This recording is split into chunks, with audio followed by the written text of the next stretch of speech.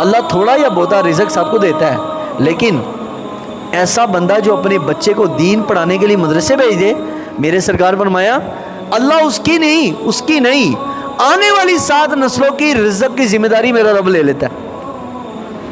अगर इसकी जीती जागती मिसाल देखनी है ना, पीर महर अली शाह रहमतुल्लाह अलैह को देखो, खुद फ़कीरी में ज़िंदगी गुजारी, आगे वाली नस्लों को देखो भाई, लैंड क्रूजरें और जनाब बड़ा प्रोटोकॉल और बड़ा पैसा।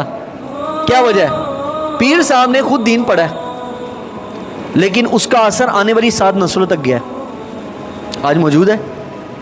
आप इन बुजुर्गों ने दीन को देख लेना, ये सारे लोग आलिम दीन थे। ये समझ शायद बाबे या पीर या पुराने वलीउल्लाह सब जायज़ है, ना ना ना भाई, पढ़े लिखे लोग थे, ये दीन जानने वाले थे। इन्होंने दीन पर अपना मस्जिद मदरसे की चटाइयों पर अपनी ज़िंदगियाँ गाल दी हैं। जब ज़िंदगियाँ अपनी वक़फ़ की हैं दीन पर, अल्लाह ने रंग देखो कैसे लगाए हैं।